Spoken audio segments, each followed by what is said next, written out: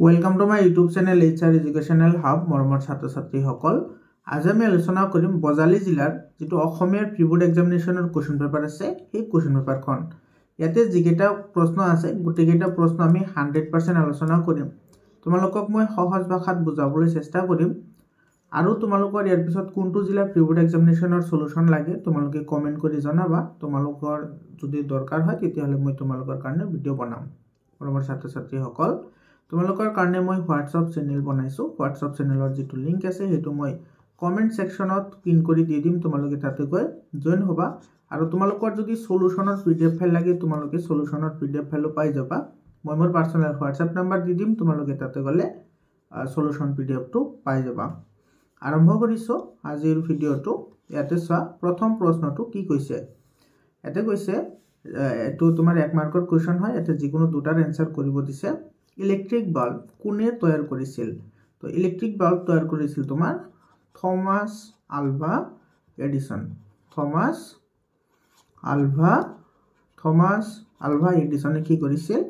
তোমাৰ electric bulb তৈয়াৰ কৰিছিল তোমালোকে তো সায়েন্সৰ ষ্টুডেন্ট হয় তোমালোকে গমে পোৱা এখিনি ভাৰতীয় সংস্কৃতিৰ প্ৰাণ কি খ নম্বৰত দিছে ভাৰতীয় সংস্কৃতিৰ প্ৰাণ কি তো ভাৰতীয় সংস্কৃতিৰ প্ৰাণ হৈছে ক্ৰমবৰ্ধমান এটো তোমালোকে এনেকে লিখিবা ক্ৰমবৰ্ধমান শক্তি যাক আমি ভাৰতীয় সংস্কৃতিৰ কি বুলি কও প্ৰাণ বুলি কও ইয়াৰ পিছত তোমাৰ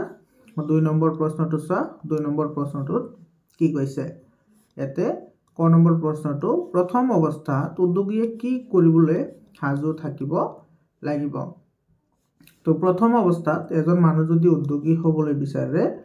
বা এন্টাৰপ্ৰেনিয়ৰ হ'ব বিচাৰে তেতিয়া হলে সেই মানুহজনে জোতা সিলাই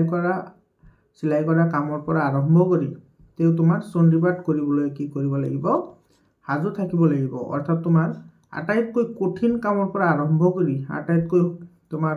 সহজ কাম কৰিবলৈ কি থাকিব লাগিব প্ৰস্তুত থাকিব লাগিব তেতিয়া হলে সেই মানুহজন কি হ'ব পাৰিব উদ্যোগী হ'ব পাৰিব খ নম্বৰ প্ৰশ্নটো চোৱা কি কৈছে সভ্যতা আৰু সংস্কৃতি শব্দ দুটাৰ মাজৰ পাৰ্থক্য বিচাৰ কৰা মানে তোমাৰ সভ্যতা মানে কি বুজায় আৰু সংস্কৃতি মানে কি বুজায় সেই দুটাৰ আমি ডিফাৰেন্সিয়েট কৰিব লাগে তো ইয়াতে চোৱা তুমি ধুনিয়াকৈ এনেকৈ লিখিবা যেটো সভ্যতা আছে সভ্যতা হৈছে কোনো এক বিশেষ সমাজৰ বা ৰাজনৈতিক অৱস্থা অৰ্থাৎ ইয়ে বুজাব তোমাৰ দক্ষতা সুখ দুখ সম্পদৰ ব্যৱহাৰ বৌদ্ধিক চিন্তাধাৰা আচাৰ ব্যৱহাৰ আদি হেতু তোমাৰ কি বুজাব হেতু হৈছে তোমাৰ সভ্যতা আৰু তোমাৰ সংস্কৃতি কি হয় সংস্কৃতি হৈছে তোমাৰ এটা জাতিৰ বা এটা সামাজিক জীৱনৰ তোমাৰ কি হ'ব প্ৰতিভা অৰ্থাৎ তোমাৰ প্ৰতিভা মানে সেইখিনি তোমাৰ পালন কৰাৰ কাৰণে সিহঁতে যি যুজা কৰে হেতুকে তোমাৰ কি বুলি কোৱা হয় সংস্কৃতি বুলি কোৱা হয় এতিয়া গ নম্বৰটো চোৱা কি কৈছে অসমৰ পুৰণি সাহিত্যৰ সমলবোৰ কি কি এতে অসমৰ পুৰণি সাহিত্যৰ কথা কৈছে তো অসমৰ পুৰণি সাহিত্যৰ সমলবোৰ কি আছিল অলিখিত ঘৰাখহনীয় নাম তাৰ পিছত আছে তোমাৰ নিচুকুনি গীত তাৰ পিছত তোমাৰ বিয়া নাম আই নাম বৰগীত দেৱবিচৰাৰ গীত বাৰমাহীৰ গীত ইত্যাদি তো এই যেহেতু 2 মাৰ্কৰ আছে গতিকে তুমি 4টা 5টা মেনশন কৰিলেই তোমাৰ আনসাৰটো হৈ যাব মৰমৰ ছাত্ৰ ছাত্ৰীসকল এতে চোৱা 3 নম্বৰ যেটো প্ৰশ্ন আছে এটো কি কৈছে ভাৰতীয় সংস্কৃতি এক বিৰাট সমন্বয়ৰ বস্তু এই কথাকাৰ কিমান দূৰ যুক্তিপূৰ্ণ ভাৰতীয় সংস্কৃতি পাঠৰ আধাৰত বিচাৰ কৰা নাইবা লগে লগে সংস্কৃতি ৰূপান্তৰ ঘটিল কিহৰ লগে লগে সংস্কৃতি ৰূপান্তৰ ঘটিছিল এই ৰূপান্তৰ কিদৰে ঘটিছিল বুজাই লিখা মৰমৰ ছাত্ৰ ছাত্ৰীসকল যেহেতু এটো তোমাৰ 4 মাৰ্কৰ কোৱেশ্চন হয় এই কোৱেশ্চনটো অলপ দীঘল হ'ব তোমালোকৰ যদি এবোৰৰ এনসাৰৰ PDF ফাইল লাগে এছামিছৰ 100% চেপ্টাৰৰ মোৰ ওচৰত PDF ফাইল আছে আৰু হ্যান্ড ৰিটেন নোটছ হয়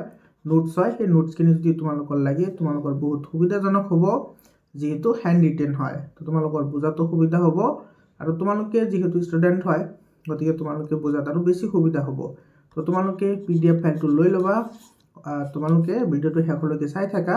শেষত মই মোৰ পাৰ্সোনাল WhatsApp নম্বৰ দিম আৰু তোমালোকে WhatsApp চেনেলত জয়েন হৈ লোৱা যাতে তোমালোকে সকলোৰে আগত তোমালোকে নটিফিকেশন পোৱা মই ভিডিও আপলোড কৰিলে ইয়াৰ পিছত চোৱা মানে আমি 2 নম্বৰ 1 নম্বৰ আৰু যিখিনি গ্ৰামাৰ পাৰ্ট আছে গ্ৰামাৰ পাৰ্টখিনি কিন্তু বহুতেই ইম্পৰ্টেণ্ট হয় তোমালোকৰ কাৰণে প্ৰি বোৰ্ড এক্সামিনেশ্যনৰ যিমানটা কুৱেশ্যন পেপাৰ আছে তুমি যদি গ্ৰামাৰখিনি সৰ্ট আউট কৰা তেতিয়াহ'লে তুমি আৰামছে 100% মাৰ্ক তুমি লিখিব পাৰিবা এতিয়া 4 নম্বৰ প্ৰশ্নটো চোৱা 4 নম্বৰ প্ৰশ্নটোত কি কৈছে ইয়াতে পূজাৰ বন্ধত কুঁৱলীসকলে কলৈ যোৱাৰ সিদ্ধান্ত লৈছিল তো তুমি এনসাৰটো এনেদৰে লিখিবা পূজাৰ বন্ধত কুঁৱলীসকলে তোমাৰ দক্ষিণ ভাৰতলৈ যোৱাৰ বাবে সিদ্ধান্ত লৈছিল এটো এনসাৰ হৈ গ'ল যেহেতু 1 মাৰ্কৰ কোৱেশ্চন হয় খ নম্বৰ অৰুণিমা সিনহাৰ কোনবিধ খেলত বিশেষ দক্ষতা আছিল তো এনসাৰ লিখিবা এনে ধৰণে অৰুণিমা সিনহাৰ ভলিবল খেলত বিশেষ কি আছিল দক্ষতা আছিল তো এনেদৰে এনসাৰ লিখিবা এৰ পিছত তোমাৰ 5 নম্বৰ কোৱেশ্চনটো চোৱা কি কৈছে তলৰ যিকোনো এটা সম উত্তৰ লিখা যিকোনো এটা লিখিবলৈ দিছে কিন্তু আমি দুটাৰ আনসাৰ লিখিম ভাইৰাছ কি এটো চোৱা প্ৰথমতে তুমি ভাইৰাছৰ যেটো ফুল ফৰ্ম আছে হেতু তুমি লিখি দিবা ভাইৰাছৰ ফুল ফৰ্মটো লিখাৰ পিছত তুমি লিখিবা অসমীয়াত লিখিবা কিন্তু ভাইৰাছৰ ফুল ফৰ্ম হৈছে তোমাৰ কম্পিউটাৰৰ সচলিত প্ৰগ্ৰামবোৰ ধ্বংস কৰাৰ এক প্ৰগ্ৰাম মানে যিবোৰ প্ৰগ্ৰাম তোমাৰ চলি থাকে সেই প্ৰগ্ৰামবোৰ তোমাৰ নষ্ট কৰাৰ কাৰণে আন এটা প্ৰগ্ৰাম তাতে কি হৈ যায় ইনপুট হৈ যায়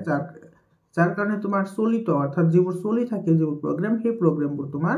চলিব নোৱাৰা হৈ যায় যাক আমি কি বুলি নাম দিছো ভাইৰাছ বুলি নাম দিছো বুজি পাইছা নে ইয়াৰ পিছত তোমাৰ খ নম্বৰটো চোৱা এটো বহুত ইম্পৰ্টেন্ট এটা কোৱেশ্চন হয় ক্ৰিকেট খেলুৱৈ যুৱৰাজ সিঙে অৰুণিমা সিনহা কেনেদৰে অনুপ্ৰাণিত কৰিছিল এটো চোৱা আমি সকলোৱে জানো যুৱৰাজ সিং যেতিয়া তোমাৰ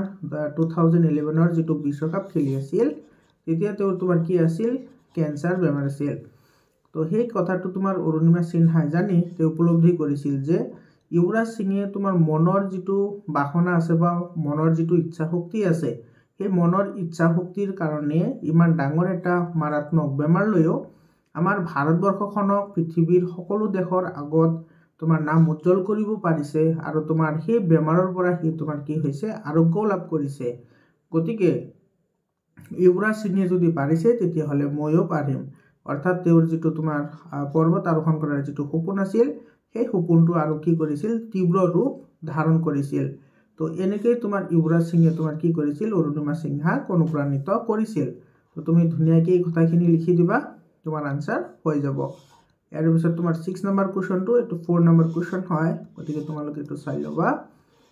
লবা মানে তোমালোকে এবোৰ প্ৰেক্টিস কৰিবা তোমালোকৰ বহুত সুবিধা হ'ব ইয়াৰ পিছত 7 নম্বৰ কোৱেশ্চনটো চোৱা 7 নম্বৰ কোৱেশ্চনত কি কৈছে ক নম্বৰ প্ৰশ্ন চোৱা সাহেবপুৰৰ বৰষুণ নামৰ উপন্যাসখনৰ ৰচক কোন এটোৰ উপন্যাসৰ ৰচক আছিল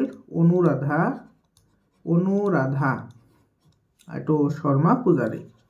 অনুৰাধা শৰ্মা পূজাৰী এটোৰ আনসাৰ হৈ গল খ নম্বৰত দিছে চোৱা ইৰানৰ ইসলামিক গণতন্ত্ৰৰ প্ৰতিষ্ঠাতা কোন হয় মানে ইৰানৰ যেটো ইসলামিক গণতন্ত্ৰ আছিল এটো তোমাৰ কোনে কি কৰিছিল স্থাপন কৰিছিল আৰু এটো স্থাপন কৰিছিল কোনে ইমাম আয়াতুল্লাহ এটো খুমেনি ইমাম আয়াতুল্লাহ খুমেনি নামৰ মানুহজনে কি কৰিছিল ইৰানৰ ইসলামিক গণতন্ত্ৰ প্ৰতিষ্ঠা কৰিছিল এটোৰ আনসাৰ হৈ গল ইয়াৰ পিছত তোমাৰ চোৱা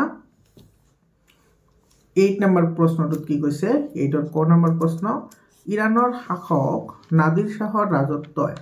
ভাৰতবৰ্ষত কি বিভীষিকাৰ সৃষ্টি কৰিছিল এতে বিভীষিকা মানে কেনে ধৰণৰ তোমাৰ অসুবিধাৰ সৃষ্টি কৰিছিল এই কথা আমাৰ সুধিছে বা প্ৰভুত্ব বিস্তাৰ কৰিছিল এই কথা সুধিছে এটোৰ আনসাৰ তুমি এনেদৰে লিখিবা সম্ৰাট মহম্মদ শাহৰ দিনত এটো সম্ৰাট মহম্মদ শাহৰ দিনত ভাৰতত কি কৰিছিল আক্ৰমণ কৰিছিল নাদিৰ শাহে কোন আক্ৰমণ কৰিছিল নাদিৰ শাহে আৰু তেতিয়া তোমাৰ সম্ৰাট কোন আছিল মহম্মদ শাহৰ এটো মহম্মদ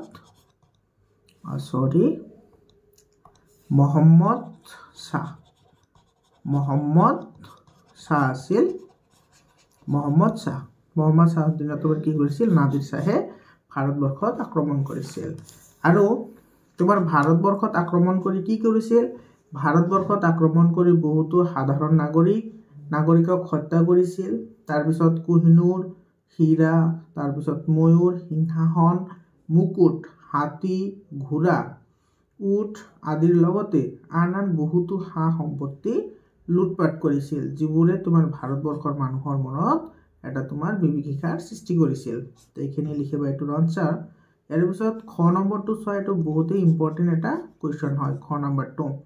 নিগনা চিকাৰীৰ প্ৰকৃত নাম কি যেন তোমাৰ নিগনা তোমাৰ চিকাৰী আছিল নিগনা চিকাৰীৰ প্ৰকৃত নাম হৈছে বাপিৰাম হাজৰিকা কি বাপিৰাম হাজৰিকা আৰু এইটো তোমাৰ নিগনা চিকাৰী হৈছে তোমাৰ ছদ্ম নাম ঠিক আছে ইয়াৰ পিছত তোমাৰ চোৱা তেওঁ কাক প্ৰথমতে কাজিৰঙাৰ গড় দেখুৱাইছিল আৰু সৰ্বপ্ৰথম তোমাৰ কাজিৰঙা দেখুৱাইছিল সেই মানুহজন আছিল লৰ্ড কাৰ্জন কোন আছিল লৰ্ড কাৰ্জন অৰ্থাৎ লৰ্ড কাৰ্জনক তোমাৰ কি কৰিছিল এইটো তোমাৰ বাপিৰাম হাজৰিকাই সৰ্বপ্ৰথম কি কৰিছিল কাজিৰঙাৰ গড়বোৰ দেখুৱাইছিল ইয়াৰ পিছত এইটো চোৱা 9 নম্বৰ যেটো ক নম্বৰ প্ৰশ্ন আছে এটো বহুতই ইম্পৰ্টেন্ট এটা কোৱেশ্চন হয় ঠিক আছে ক নম্বৰটো তো তোমালোকে পিডিএফ ফাইল লৈ ললে তোমালোকে তাতে পাই যাবা ইয়াতে 10 নম্বৰ কোৱেশ্চনটো চোৱা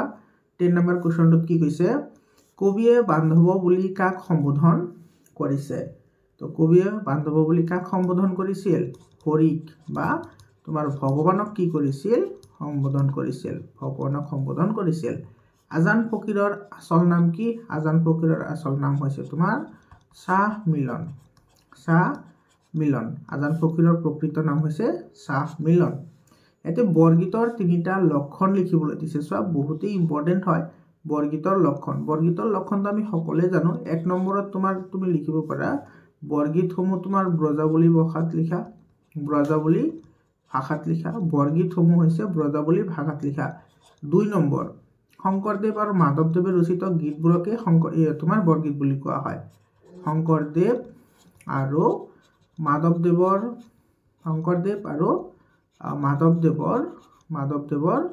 গীতবোৰকে বৰগীত বোলে ঠিক আছে গীত এটো এটা বৈশিষ্ট্য হয় গীতবোৰক বৰগীত বুলি কোৱা হয় 3 নম্বৰত লিখিবা বৰগীতসমূহ হৈছে তোমাৰ প্ৰশস্তিমূলক গীত প্ৰশস্তিমূলক গীত মানে ইয়াতে তোমাৰ সদায় ভগৱান বা শ্ৰীকৃষ্ণ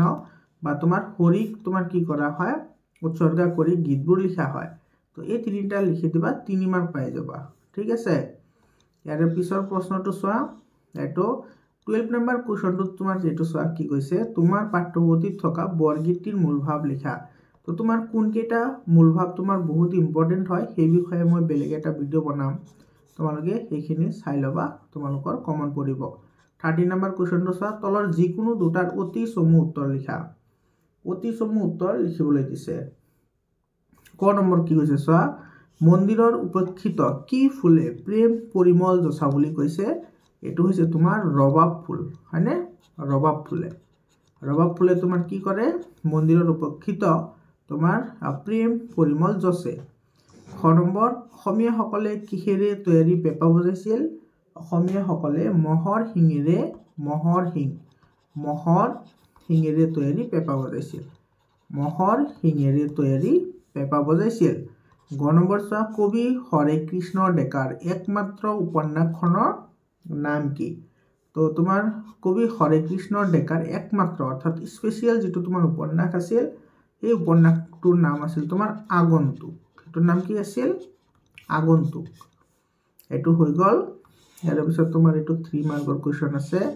আৰু এটো চোৱা তোমালোকৰ যেটো 15 নম্বৰ কোৱেশ্চন আছে এই তোমালোকে কেনেকৈ অ্যাটেন্ড কৰিবা যদি কবিতাৰ পৰা দিয়ে তেতিয়াহলে তুমি সৰ্বপ্ৰথম কি কৰা কবিতাৰ মূলভাৱ মুখস্থ কৰা কবিতাৰ যদি তুমি মূলভাৱ মুখস্থ কৰিব পাৰিছা তেতিয়াহলে এইবোৰ তোমাৰ লিখোতে একেবাৰে ইজি ইয়াৰ পিছত চোৱা এটো গ্ৰামাৰ পাৰ্ট আহিছে 16 নম্বৰ কোৱেশ্চন তলৰ যিকোনো এটাৰ বেগ বাক্য সহ সমাসৰ নাম লিখা এটো বেগ বাক্য সহ লিখিব দিছে আমি তিনিওটা লিখিম প্ৰথমতে আছে তোমাৰ ত্ৰিফলা এটো চোৱা ত্ৰি মানে হৈছে তিনিটা আৰু তোমাৰ ইয়াতে ফল মানে তিনিটা ফলৰ সমাহাৰ এটো হ'ব তোমাৰ বেগ বাক্য ঠিক আছে তিনিটা ফলৰ সমাহাৰ এনেকৈ লিখিবা তিনিটা ফলৰ সমাহাৰ হেতুক আমি ত্ৰিফলা বুলি কওঁ তো যেহেতু তিনিটা ফলৰ সমাহাৰ তো হেতু হ'ব তোমাৰ কি দ্বিগু সমাস কি সমাস দ্বিগু সমাস এতিয়া তুমি দ্বিগু সমাসটো কেনেকৈ আইডেন্টিফাই কৰিবা তুমি সদায় মনত ৰাখিবা যদি নাম্বাৰ আহে কি আহে নাম্বাৰ এইটো চা তিনিটা এটা নাম্বাৰ আহিছে নাম্বাৰ আহিলে তুমি চকু মুদি কি লিখিবা দ্বিগু সমাস লিখিবা এটো কাৰেক্ট হ'ব যেনেকুৱা তোমাৰ চাৰিআলি কি আলি চাৰিআলিটো তোমাৰ কি হয় চাৰিটা আলিৰ সমাহাৰ অৰ্থাৎ 4.0 থাকে ৰাস্তাৰ এনেকুৱা ৰাস্তা থাকে এটো চাৰিআলি বুলি কও তো চাৰিটা আলিৰ সমাহাৰ হেতু তোমাৰ কি হ'ব দ্বিগু সমাস হ'ব তাৰ পিছত তোমাৰ ত্ৰিনয়ন তোমাৰ কি হ'ব দ্বিগু সমাস হ'ব বুজি পাইছানে ইয়াৰ পিছত চোৱা উৰাজাহাজৰ তোমাৰ বেগ বাক্য কি হ'ব উৰাজাহাজৰ বেগ বাক্য হ'ব যি জাহাজ উৰে বা উৰে যি জাহাজ হেতুক আমি কি বুলি কও উৰাজাহাজ অৰ্থাৎ যি জাহাজ আকাশত উৰে হেতুক আমি কি বুলি কও উৰাজাহাজ বুলি কও আৰু এটো উৰাজাহাজ হলে এটো তোমাৰ কি হ'ব কৰ্মধাৰয় সমাস হ'ব কৰ্মধাৰয় সমাস এটো হ'ব কৰ্মধাৰয় সমাস ইয়াৰ পিছত আছে মৌচাক মানে কি মৌৰ চাক তো মৌচাকটো তোমাৰ কি সমাস হ'ব এটো তৎপুৰুষ সমাস হ'ব তৎপুৰুষ সমাস হ'ব মৰমৰ ছাত্ৰ ছাত্ৰী সকল যেটো তোমাৰ সমাস আছে সমাসৰ বিষয়ে মই ভিডিও এটা আপলোড কৰিম তোমালোকে হেতু চাই লবা বহুত ইম্পৰ্টেন্ট হয় ইয়াতে চোৱা খ নম্বৰত কি কৈছে যিকোনো এটা শব্দৰ সন্ধি ভাঙা প্ৰথমত আছে স্বাধীন কি আছে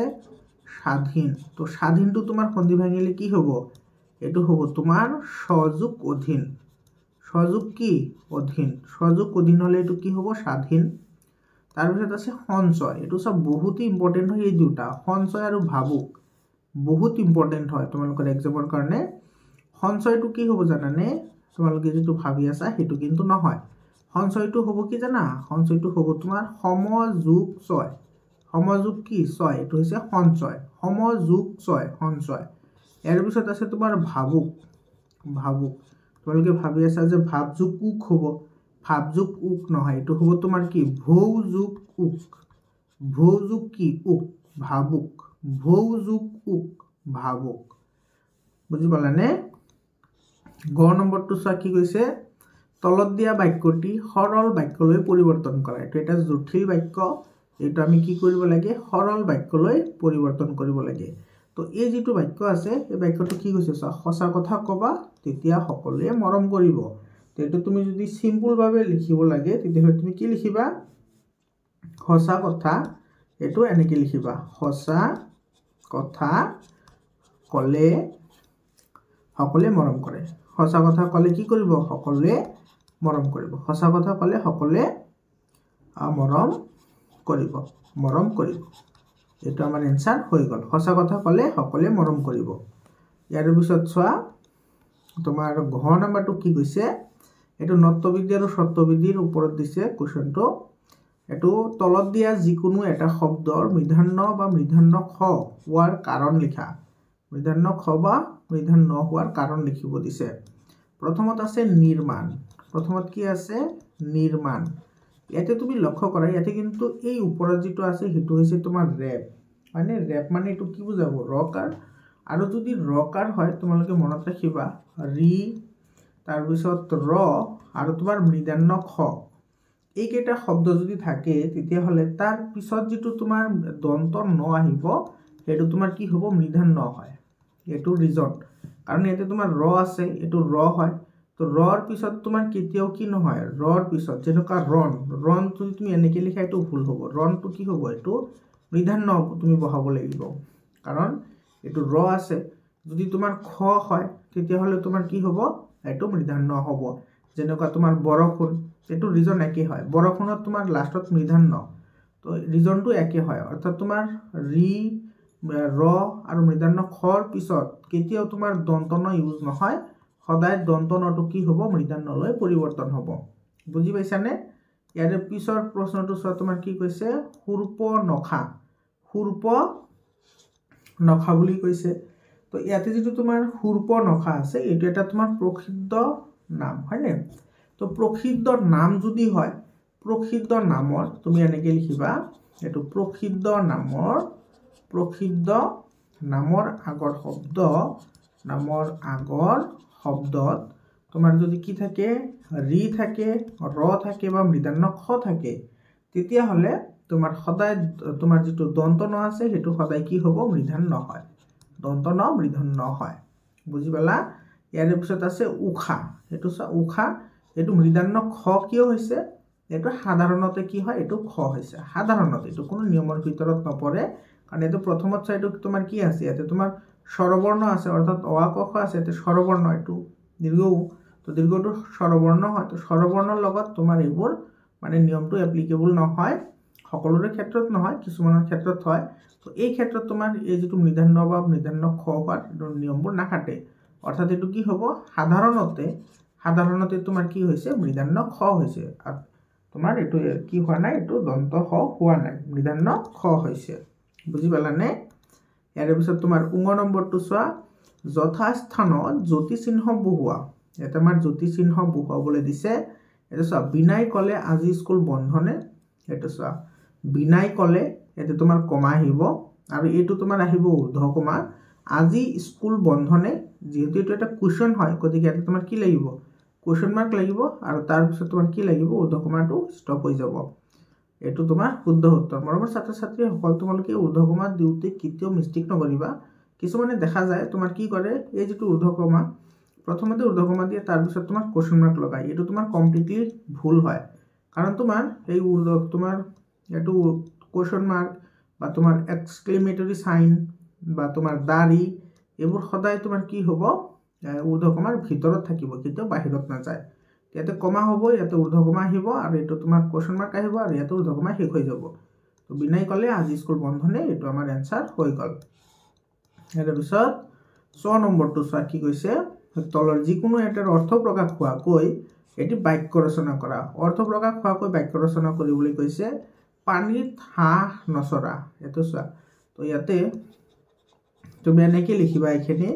পানীত হাঁহ নচৰা পানীত হাঁহ নচৰা মানে কি এইটো অচল অৱস্থা বা নচলা অৱস্থা অচল অৱস্থা বা নচলা অৱস্থা এতিয়া তোমাৰ কেনেকুৱা অৱস্থা হ'ব পাৰে এইটো চোৱা তুমি এনেকৈ লিখিব পাৰা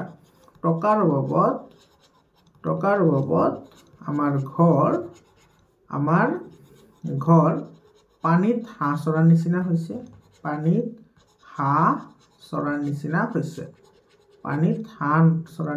হৈছে অৰ্থাৎ টকা নাই কাৰণে আমাৰ সংসাৰটো কোনোমতে চলি আছে আৰু ঠিক আছে অচল অৱস্থা একেবাৰে মানে হৈ গৈছে তেনেকুৱা এটা অৱস্থা বুজায় ইয়াৰ পিছত তোমাৰ তাৰপিছত আছে চকু চৰহা এইটো আমি সকলোৱে জানো চকু চৰহা মানে কি আনৰ ভাল দেখিব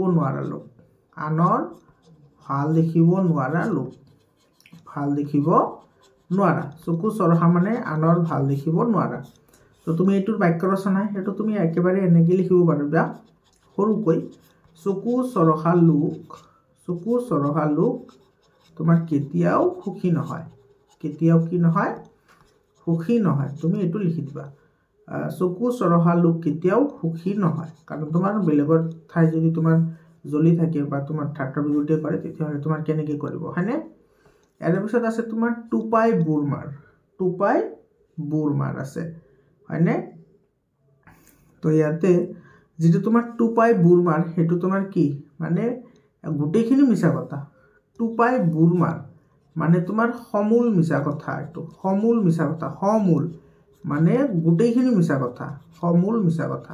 এটাও সঁচা কথা নহয় গোটেইখিনি মিছা এইটো কয় টুপাই বুৰমাৰ অৰ্থাৎ সমূল মিছা কথা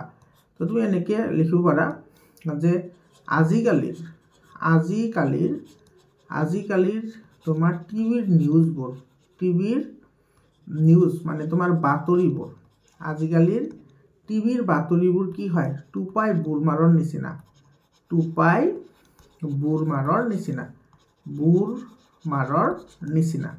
অৰ্থাৎ এইটো তোমাৰ কি বুজাব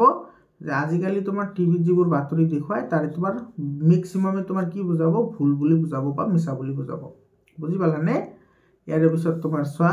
দ্বিতীয় 6 নম্বৰ কি কৈছে তলৰ যিকোনো এটা শব্দৰ বিপৰীতাৰ্থিক শব্দ লিখা এতে বিপৰীত শব্দ অৰ্থাৎ তোমাৰ অপজিট ওয়াৰ্ড তোমাক লিখিব দিছে এতে আছে গৌৰৱৰ অপজিট কি হ'ব লাঘৱ পাৰ্থক্য পাৰ্থক্যৰ অপজিট কি হ'ব মিল পাৰ্থক্যৰ অপজিট হৈছে মিল ইয়াৰ পিছত আছে দ্ৰুত দ্ৰুত মানে কি সোনকালে যায় স্পিডি তো দ্ৰুত হলে তোমাৰ কি হ'ব লেহমিয়া বা ধীৰ লেহমিয়া বা তুমি ধীৰ বুলি লিখিব পাৰা ধীৰ তো তোমাৰ এইটো হৈ যাব যেটো অপজিট লিখিব দিছে ইয়াৰ পিছত চোৱা বৰ্গীয় জ নাম্বাৰটো কি কৈছে এটা শব্দত প্ৰকাশ কৰা মৰমৰ ছাত্ৰ ছাত্ৰীসকলে এটা শব্দত প্ৰকাশ কৰা এই বছৰ মই অলৰেডি ভিডিও এটা আপলোড কৰিছো তাৰ পৰা তোমাৰ গোটেইখিনি তাতে আছে গোটেইখিনি মানে তিনিওটা আছে তাতে তোমালোকৰ যদি হেতুৰো পিডিএফ ফাইল লাগে তোমালোকে হেতুৰো পিডিএফ ফাইল পাই যাবা এটা শব্দত প্ৰকাশ কৰা তুমি সেইখিনিও পাই যাবা ঠিক আছে বাৰু তো তোমালোকে পিডিএফ টো লৈ লবা ভিডিওটো হেকলৈকে চাই থাকা মই মোৰ পাৰ্সোনাল WhatsApp নম্বৰ দি দিম ইয়াৰ পিছত এটো চোৱা তেজ নহৰা বেঙৰ পোৱালি এটো এটা শব্দত প্ৰকাশ কৰিবলৈ দিছে নেজ নহৰা বেঙৰ পোৱালিক আমি কি বুলি কওঁ লালুকি হেবোৰক আমি কি বুলি কওঁ লালুকি বুলি কওঁ পনিয়া গাখীৰ দিয়া গাই হেবোৰক আমি কি বুলি কওঁ জলাহি পনিয়া গাখীৰ দিয়া গাই গৰুক আমি কি বুলি কওঁ জলাহি বুলি কওঁ আৰু যাক আমি পৰিত্যাগ কৰিব নোৱাৰি হেতুক আমি কি বুলি কওঁ অপৰিহাৰ্য মানে যাক আমি বাদ দি চলিব নোৱাৰো হেতু হৈছে অপৰিহাৰ্য বা অপৰিত্যাগ বা তুমি অপৰিহাৰ্য লিখিলেও হ'ব বা অপৰিত্যাগ লিখিলেও হ'ব অপৰিত্যাগ লিখিলেও শুদ্ধ হ'ব ইয়াৰ পিছৰ প্ৰশ্নটো চোৱা এটো বজ নাম্বাৰটো কি কৈছে তলত দিয়া যিকোনো এটা শব্দৰ প্ৰত্যয় ভাঙি দেখুৱা প্ৰত্যয় ভাঙিবলৈ দিছে তো তোমাৰ ইয়াতে আছে তোমাৰ আগতীয়া এটো কি হ'ব আগত যোগ ইয়া এটো দীৰ্ঘ ইয়া আগত যোগ ইয়া আগতীয়া কপাহীটো কি হ'ব বাৰু এটো হ'ব তোমাৰ কপাহ যোগ ই দীৰ্ঘ ই হা কপাহ যোগ দীৰ্ঘ ই কপাহী আৰু এটো হৈছে তোমাৰ সপনিয়াটো কি হ'ব সপন যোগ ইয়া এটো সপন যোগ ইয়া সপনিয়া এটো আমাৰ হৈ গল ইয়াৰ পিছত চোৱা এটো নিয় নম্বৰত কি কৈছে তলৰ যিকোনো এটা শব্দৰ সমাৰ্থক শব্দ লিখা অৰ্থাৎ সেম কি বুজাব লাগিব অৰ্থ বুজাব লাগিব হেবোৰক সমাৰ্থক শব্দ বুলি কয় সুমধুৰটো তুমি কি লিখিব পাৰিবা মধুৰ বা তুমি অমৃত লিখিব পাৰিবা সুমধুৰ বা অমৃত তৰু মানে তোমাৰ কি হয় বৃক্ষ বা তৃণলতা তৰু মানে হৈছে তৃণলতা বা তুমি বৃক্ষ লিখিব পাৰা বা তুমি গছ-গছনিও লিখিব পাৰা তোমাৰ যেটো ভাল লাগে হেতু লিখিবা হৈ যাব আৰু নিপুণ মানে কি নিপুণ মানে হৈছে তোমাৰ নিখুত মানে তোমাৰ কি সম্পূৰ্ণ ভাল মানে কতো তাৰ মানে কুট নাই হা পুন নাই নিপুণ একেবাৰে মানে ভাল গোটেইখিনি ভাল নিখুত কতো মানে তোমাৰ কিনে কোনো মানে নিশানো নাই যেটো বেয়া বুলি ঠিক আছে হেবোৰক নিপুণ বুলি কয় এটো আমাৰ হৈ গল এটা তোমাৰ ভাব সম্প্ৰসাৰণ কৰা যেটো আছে চোৱা এটো লাগি থাকিলে মাগি নাখায় আৰু এটা আছে তোমাৰ চুৰ গলে বুদ্ধি বৰষুণ গলে জাপি আৰু এটা আছে তোমাৰ হস্তিৰ পিছলে পাও সঞ্জনৰ বুৰে নাও তাৰ পিছত খ নম্বৰ চোৱা এটো তুমি পৰা প্ৰাথমিক বিদ্যালয়ৰ শুনানি জয়ন্তী উৎসৱৰ বাবে মুকলি হ'বা এই সভাত উপস্থিত থাকিবলৈ চতুৰ্থ পিৰিয়ডৰ পিছত তুমি ছুটি বিচাৰি আবেদনত দক্ষ বা প্ৰদান শিক্ষকলৈ এখন আবেদন লিখা আবেদনত তোমাৰ নাম ঠিকনা উল্লেখ নকৰিবা মৰমৰ ছাত্ৰ ছাত্ৰীসকল মোৰ ওচৰত যেটো তোমাৰ নোটছ আছে এছামিছৰ এই এছামিছৰ নোটছত মই এতিয়ালৈকে যিমানখিনি গ্ৰামাৰ আলোচনা কৰিলো গোটেইখিনি গ্ৰামাৰো ইনক্লুড আছে তাৰ লগতে তোমাৰ এইবোৰ নোটছ মানে এটো তোমাৰ এপ্লিকেশন তাৰ পিছত তোমাৰ ভাব সম্প্ৰসাৰণ গোটেইখিনি ইনক্লুড হৈ আছে তোমালোকে হেতু যদি লব বিচাৰা লব পাৰা বহুত ইম্পৰ্টেন্ট হয় ইয়াৰ পিছত চোৱা তোমাৰ এটো 18 নম্বৰ প্ৰশ্নত তোমাৰ যেটো ৰচনা দিছে চোৱা এটো কি দিছে সাহিত্যৰথী লক্ষ্মীনাথ বেজবৰুৱা অৰ্থাৎ তোমাৰ প্ৰিয় সাহিত্যিক এটো তোমাৰ কি টপিকটো এনেকুৱা হ'ব পাৰে প্ৰিয় সাহিত্যিক তো এই বছৰৰ কাৰণে তোমাৰ এই যে প্ৰিয় সাহিত্যিক যেটো টপিক আছে না এটো বহুত ইম্পৰ্টেন্ট হয় আৰু এটা আছে তোমাৰ বানপানী এটা কি বানপানী আছে আৰু আছে তোমাৰ প্ৰিয় গ্ৰন্থ আৰু এটা তুমি চাব পাৰা তোমাৰ বিজ্ঞান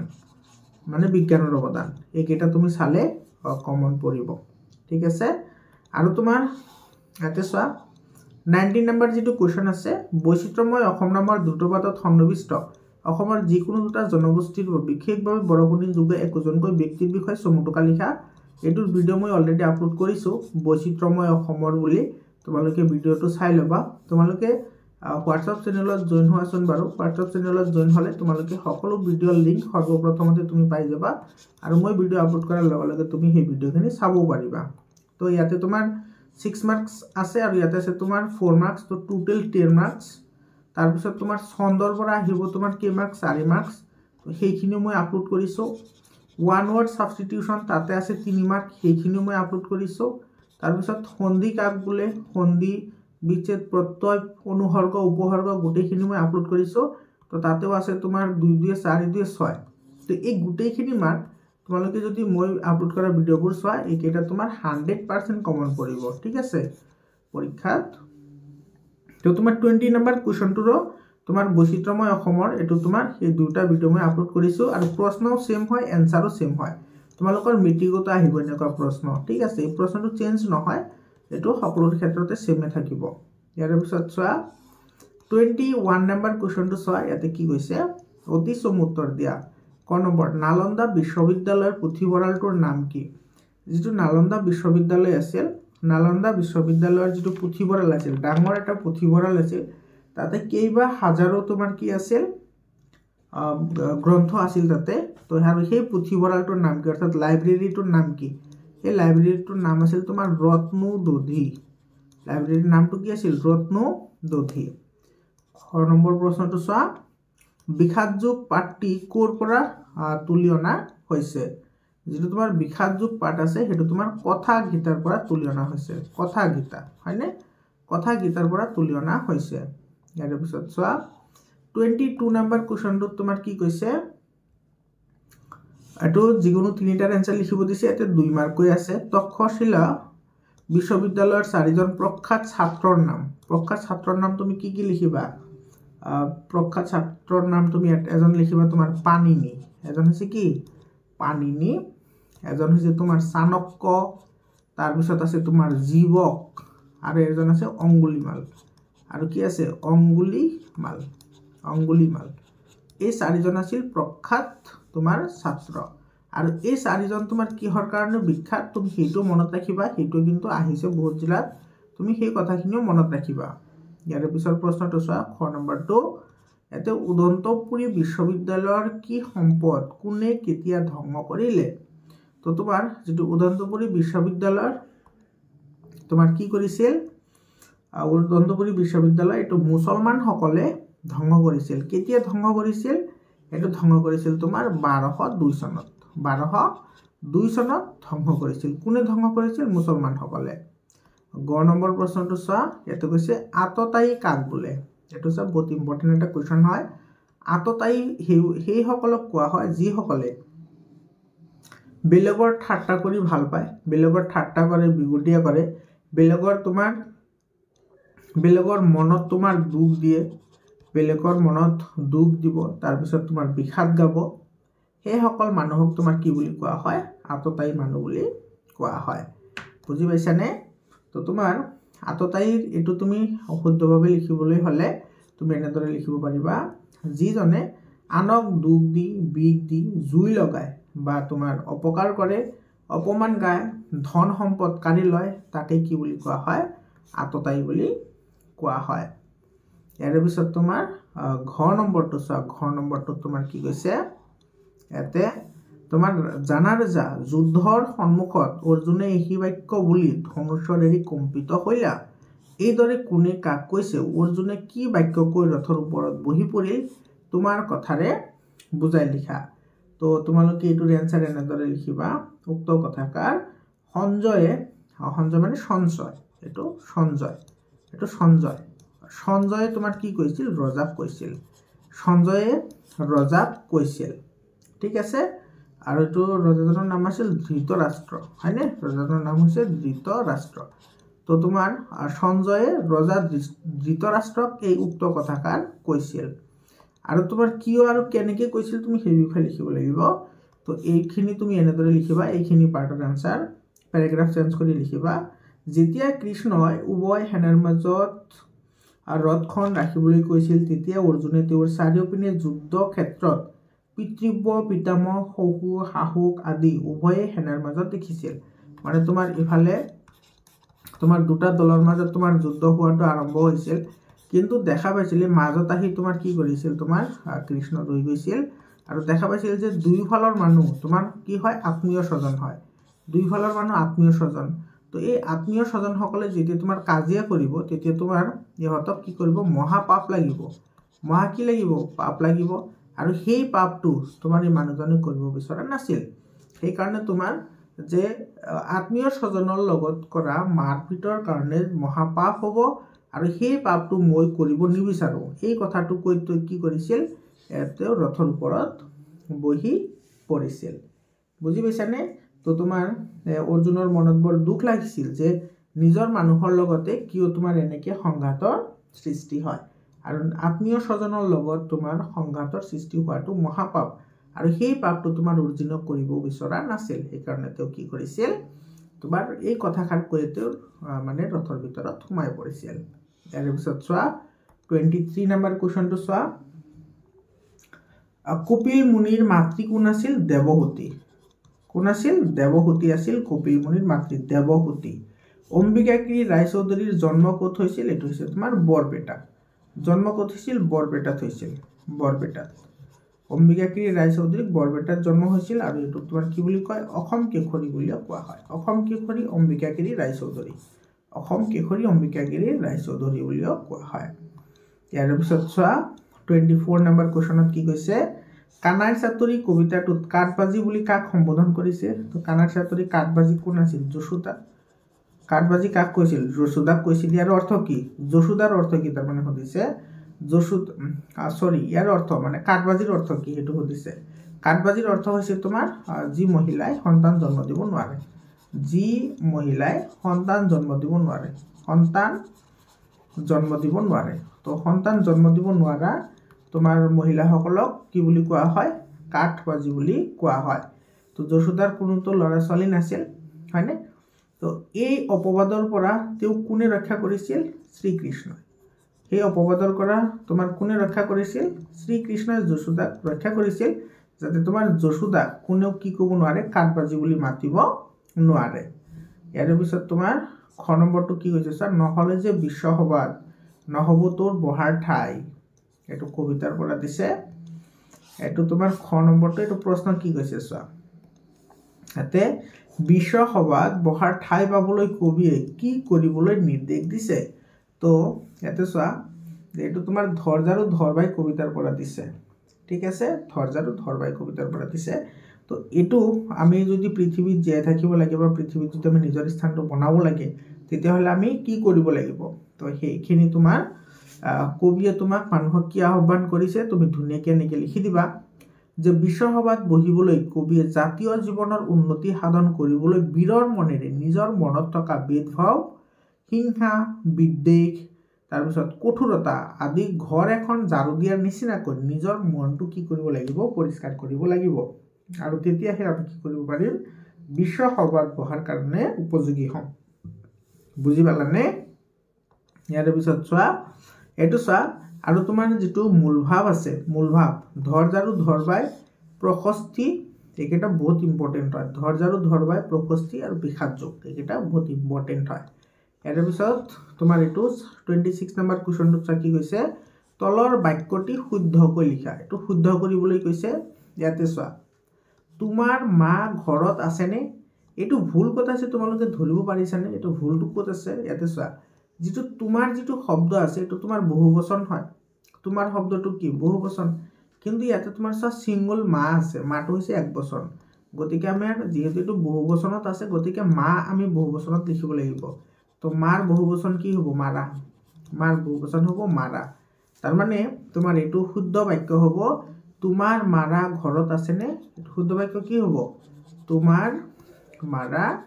ঘৰত আছেনে এইটো হ'ব শুদ্ধ বাক্য বুজি পাইছানে একচুৱেলি তোমাৰ যেতিয়া মানুহে আমাৰ নাম সোধে তেতিয়া তোমাৰ কি সোধে যে তোমাৰ নাম কি একচুৱেলি হ'ব লাগে কি তোমাৰ নামবোৰ কি কাৰণ তোমাৰ শব্দটো বহুবচন হয় ঠিক আছে আৰু তোমাৰ যে খুদে যে তোমাৰ দেউতাৰ নাম কি আসলতে তোমাৰ হেতু দেউতাৰ নহয় তো তোমালোকৰ হ'ব যে তোমাৰ দেউতাৰৰ নাম কি তোমাৰ দেউতাৰৰ নাম কি আৰু তাৰ বিপৰীত ফালে যিজন থাকিব তো এনসাৰ দিব যে মোৰ দেউতাৰ নাম অমুক ঠিক আছে তো ই তোমাৰ এক বচনত এনসাৰ দিব যে প্ৰশ্ন খুদিলে তো তোমাৰ বহুবচনত হৈ যায় ইয়াৰ পিছত চোৱা তোমাৰ খ নম্বৰ উপসৰ্গ আৰু অনুসৰ্গ দুটাৰ বিষয়ে মই অলৰেডি ভিডিও আপলোড কৰিছো এটা ভিডিও তোমাৰ গোটেইখিনি দিয়া আছে তাৰ পৰা তোমাৰ এইখিনি কমন আহিছে অসমৰ প্ৰতিটো জিলাতে তাৰ পৰা কমন আহিছে ঠিক আছে তাৰ পিছত প্ৰশ্নটো চোৱা ইয়াতে কি কৈছে প্ৰ উপসৰ্গ মানে শব্দৰ আগত তুমি ইউজ কৰিব লাগিব ঠিক আছে যেনেকুৱা প্ৰমাণ যেনেকুৱা কি প্ৰমাণ শব্দ গঠন কৰিব দিছে এটো হৈ গল এটা আমাৰ প্ৰমাণ তাৰ পিছত তোমাৰ প্ৰশস্তি তাৰ পিছত তুমি লিখিব পাৰা প্ৰাৰ্থনা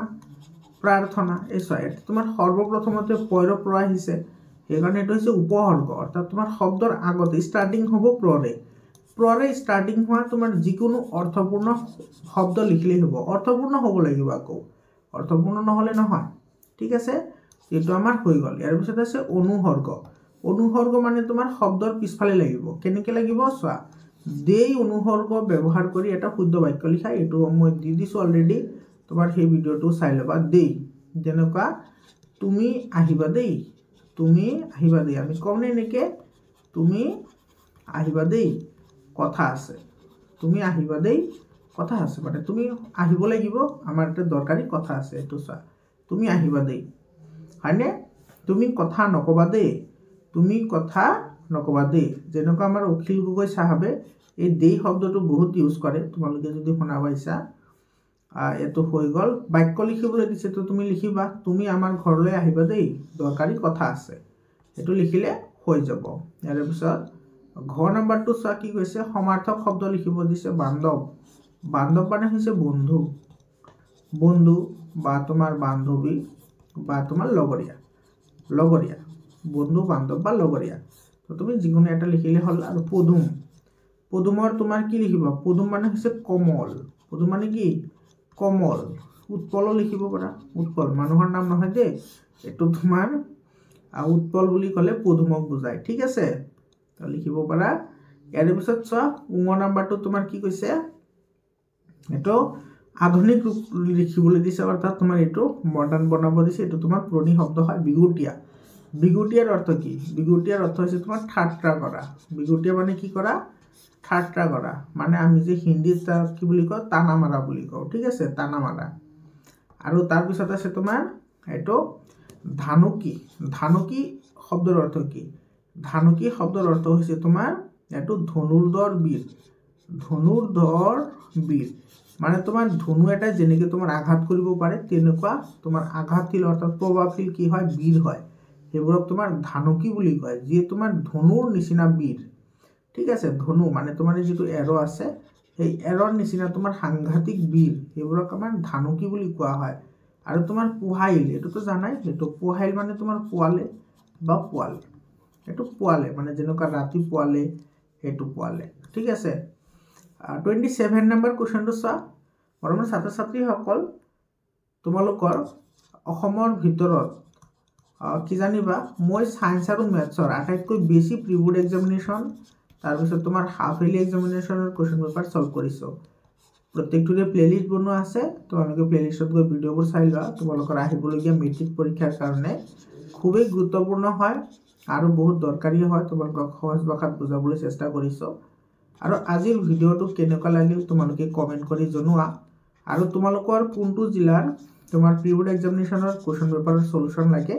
তোমালোকে কমেন্ট কৰি জনোৱা মই তোমালোকৰ কাৰণে ভিডিওটো বনাই দিম ঠিক আছে এতিয়া 27 নম্বৰটো চোৱা ছন্দৰ সূত্ৰ লিখি উদাহৰণ দিবলৈ দিছে অমিত্ৰাক্ষৰ ছন্দ দুলৰী ছন্দ পয়াৰ ছন্দ আৰু ঝুমুৰা আৰু তোমাৰ কেইটামান আছে তো এই ছন্দৰ বিষয়ে আগতে কৈছো অলৰেডি মই ভিডিও আপলোড কৰিছো তোমালোকে যদি ভিডিও চোৱা নাই প্লেলিষ্টত গৈ ভিডিও চাই লবা আৰু তোমালোকে হোৱাটসঅ্যাপ চেনেলত জয়েন হোৱা মই হোৱাটসঅ্যাপ চেনেলত কি কৰি দিম ভিডিওৰ লিংকটো দি দিম তোমালোকে চাই লবা ঠিক আছে তো মৰমৰ ছাত্ৰ ছাত্ৰীসকল আজিৰ কাৰণে এইখিনিয়ে আকৌ লগ পাম বেলেগ এটা ভিডিওলৈ ধন্যবাদ